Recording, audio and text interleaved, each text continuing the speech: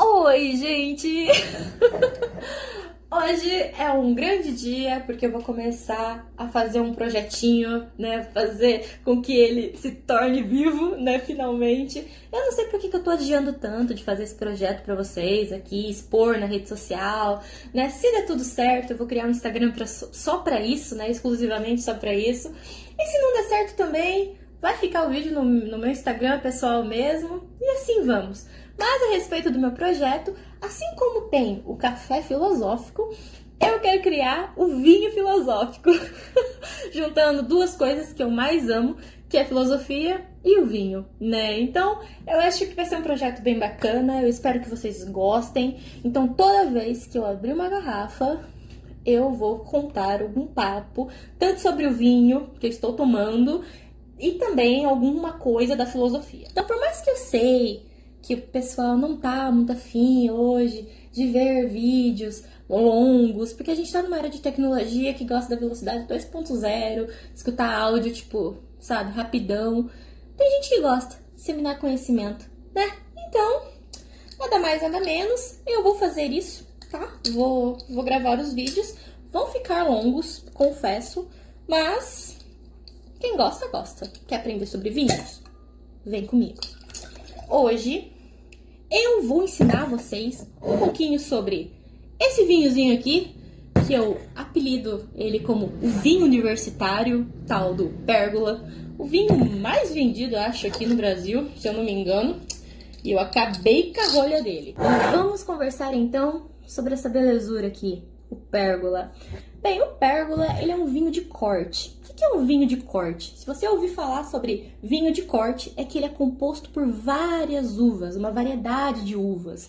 E a uva do Pérgola, a gente chama que é uma uva de mesa. Uva de mesa é aquela uva que você vê no mercado. Sabe que você vai comprar para você consumir em casa? É a mesma uva que compõe esse vinho. Então, por isso que eu falo que é um sucão de uva com muito açúcar e álcool e fermentação. Claro, obviamente que tem que ter.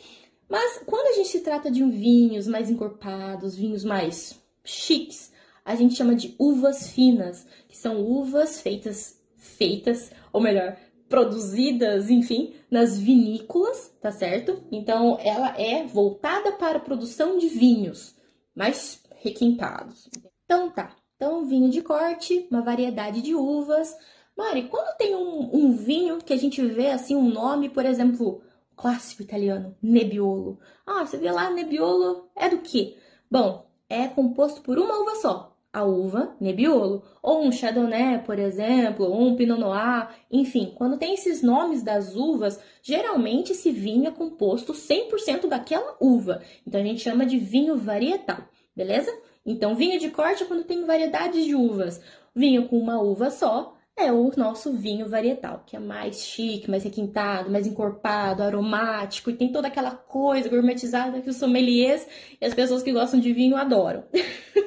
Mas esse vinho aqui é um vinho super versátil, docinho, não é ácido, não é tânico, sobe muito rápido, viu? Se você consumir isso aqui, meu Deus do céu, ó, cuidado. Bem, agora vamos falar um pouco da taça, né? Como é que pega na taça? Em relação aos tipos de taça, eu vou falar depois, ao decorrer da série, se isso aí vingar. Então, vou continuar com a tradicional taça que eu sempre tenho, a mais em conta, e é isso.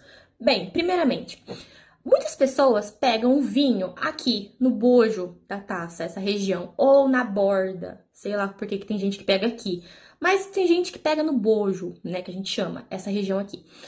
Não é certo, tá? Sempre pega na haste. Então, o jeito certo de pegar numa taça é sempre pela haste. Tem gente, tipo assim, quando eu tô em casa, óbvio, às vezes eu pego aqui, né? Pô, tô tomando um Pérgola, né? Não é querendo desmerecer, mas é um Pérgola. Então a gente pega aqui e tal, toma, beleza, ok. Mas o certo é na haste. Por quê? Porque a nossa mão, ela é quente. Então, numa reação física, né, de calorimetria, ó, sua física 2 aí, hein? Bom, a gente tem essa reação de que passa o calor pro vinho. E se você passa o calor, porque cada vinho tem a sua temperatura ideal. O Pérgola é legal ele tomar geladinho. Nunca vai consumir vinho quente, tá? Não tem nenhum vinho que você vai consumir quente. Então é legal você ter uma adega refrigerada, tá? Ou a geladeira, mas é melhor uma adega pequenininha, tá? Se você gosta de vinho e tudo mais. Temperatura ideal importa muito no sabor e nos aromas.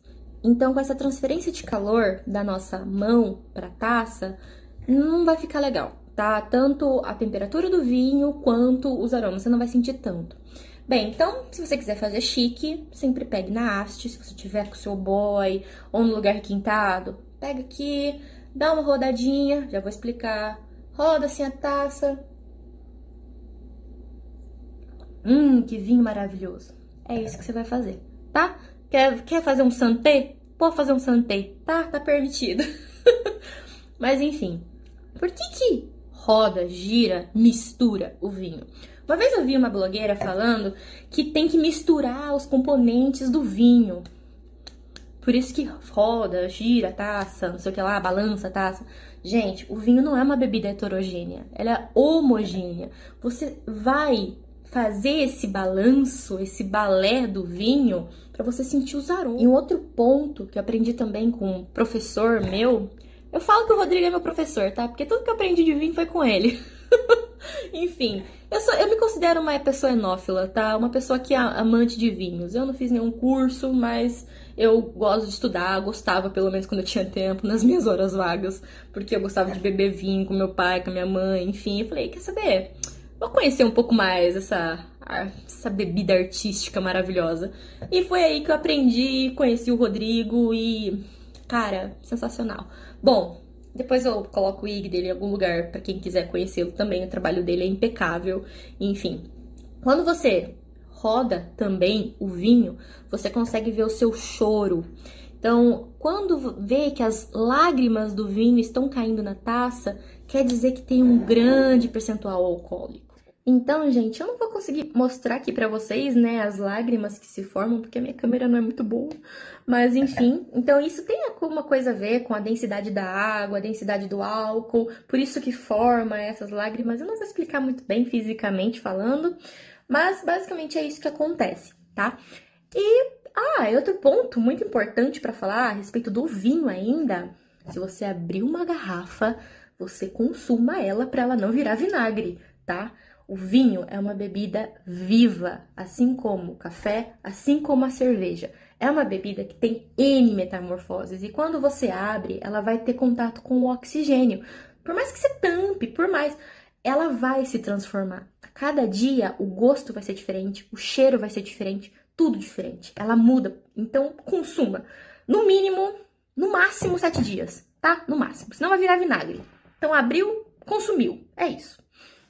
Então, diferente dos cafés filosóficos, dos quais eu já participei, que nunca falam de café, o vinho filosófico fala um pouco sobre vinho. Então, eu acho que eu falei um pouco do basicão, né, do que é um vinho de corte, um vinho composto por várias uvas finas, né, que são os vinhos mais encorpados, os vinhos mais caros e tudo mais. Expliquei como é que pega numa taça, sempre pela haste, né? O balançar é para você sentir o aroma, também dá para averiguar as lágrimas do vinho, que indicam um teor alcoólico. E é isso, basicamente. Eu sou péssima no olfato, tá? Nossa, eu sou péssima, péssima, péssima. Seria uma péssima sommelier. E esse vinho é versátil, tá? É bem com tudo. É bom com chocolate, com massa, com qualquer coisa. Como eu disse, o vinho, ele tem muitas metamorfoses. A partir do momento que você abre ele nunca mais será o mesmo. Então, à medida que passam os dias, as horas, ele vai se tornar diferente. À medida que você deixa o vinho exposto na taça, ele vai se tornar diferente. Tem vinhos que ficam muito melhores quando você deixa o oxigênio entrar e ele vai fazendo todas as suas transformações e criando outros aromas e outros sabores aqui dentro da taça. Ou tem vinhos que se você deixar assim, durante uns 15 minutos, ele já fica horrível. Então, mediante a isso, essas metamorfoses, eu vou introduzir a aula inaugural de filosofia, né, que vai falar dessas metamorfoses, com o nosso grande, lindo, maravilhoso Deus do vinho, mais conhecido como